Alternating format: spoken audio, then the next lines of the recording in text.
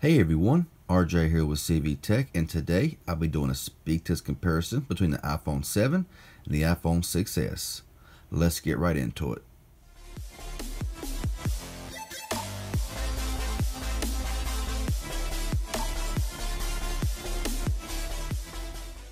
Okay, so before I get started, I want to say that yes, these are older iPhones, 3 and 4 years old, but maybe you're out there with a 6S and you don't want to cross over to the X series of iPhones, or you can't afford an iPhone 8 or 8 Plus, nothing like that, and you got a 6S or an SE and you're thinking, should I upgrade to an iPhone 7? Is it better? Is it faster? All that kind of stuff. Well, I got these two phones here, and I put a little test together to see just if the iPhone 7 is really that much faster than the iPhone 6s. So let's go ahead and get right into it here with a boot up test in 3, 2, 1, go.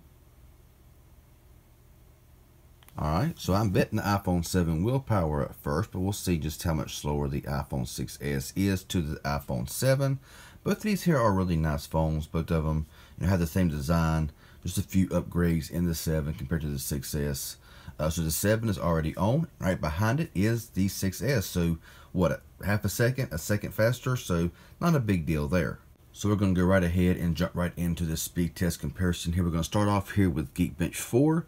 We're going to see just which one shows a higher score. Now on the iPhone 7, you see right there, we're in iOS 12.1.4, has the Apple A10 Fusion at 2.34 gigahertz with 2 gigabytes of RAM. And here on the 6S, we are running the same iOS 12.1.4 with the Apple A9 at 1.85 gigahertz with the same 2 gigabytes of RAM. So let's go ahead and get right in with this test starting now. I'll let these here run out and I'll come back as soon as it's finished. Okay, so the test is done, and the iPhone 7 pretty much crushes the iPhone 6s in these benchmarks with 3578 single core score on the 7 and 2595 on the 6s, and 6068 on the 7 and 4543 multi-core here on the 6s. So according to these, the iPhone 7 should be a lot faster, a lot smoother, and all that kind of good stuff, but benchmarks ain't always everything. So let's go ahead and go back home, and we'll go ahead and clear out these apps here, which is just the Geekbench, and we'll get in with this speed test comparison starting now. That was about the same. Let's go into YouTube, and that's going to be the 6S. Let's go into calculator, same. Calendar, that was about the same. I think the 7 was a slight edge. Let's go to the clock, that was pretty close as well. Let's go into the camera. The 6S actually a bit faster there. Let's go into Amazon shopping,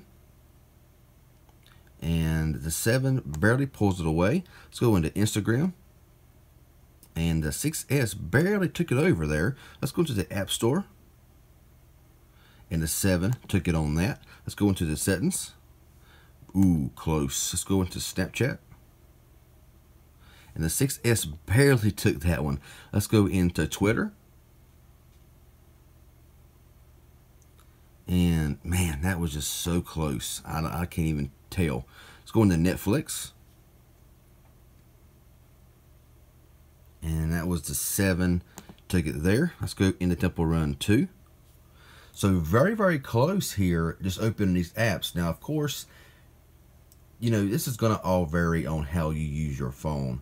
But as you see right there, Temple Run 2 is so close. I mean, it's going to be like a split-second difference. As you've seen right there, what, half a second maybe, if that. Let's go back home, go into Subway Surfer. Also, I'm going to play a little PUBG on both of these phones here to see how PUBG does on both of these phones. Not side by side, but kind of showing you how they play, just for a little bit. And that was the iPhone 7, took that one there. Let's go into Dead Trigger. And so pretty close here. Like I said, as you can see, I mean, split second difference. I mean, really not enough to be like, ooh, that's a lot faster than, the 6S. So I'm going to go ahead and run back through these apps again here for RAM management. Start with Dead Trigger.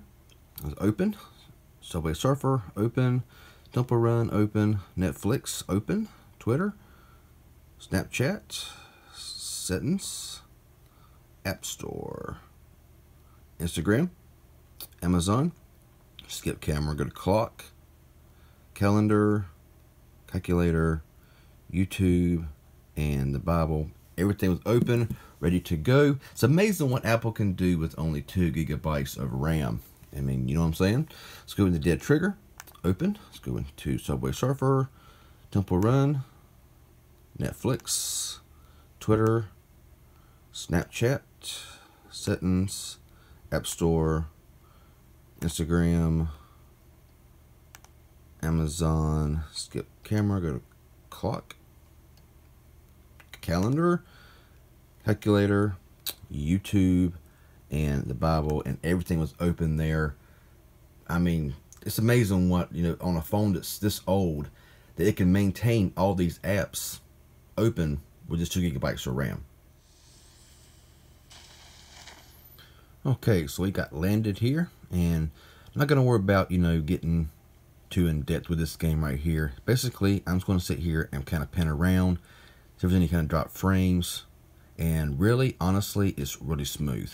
I mean, as you can see right there, I mean, it just seems to be really, really quick, and no issues whatsoever. So, PUBG on the iPhone 7 is going to work flawlessly. It's going to be smooth, no glitches, really no drop frames. It just seems to work and work very well. So that is the iPhone 7. Let's go ahead and jump over to the iPhone 6s. Okay, so now we're on the iPhone 6s, and as I'm running around here, I'm really not seeing any kind of drop frames. The iPhone 7 might be just a little bit smoother, but walking around here, running around here, panning around, honestly, just seems to be very smooth. I don't really see any issue with the 6s as well. So honestly, even in heavy gameplay, I'm not seeing really any difference between the iPhone 7 and the iPhone 6s. I mean, it just seems to be working very, very well. Panning around here, and there is just absolutely no issue playing PUBG on the 6s or the 7. Doing a really good job. So overall, performance-wise, both of them seem to be very close, very comparable. You know, with the iPhone 6s with the A9 chip, with the A10 chip here in the iPhone 7, both with the same RAM, 2 gigabytes of RAM.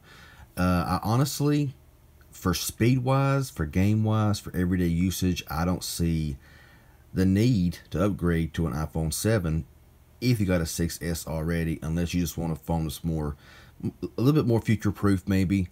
But other than that, I don't see no difference. So, if this was helpful and informative, any at all, hit that like button. Any questions you may have, leave it below.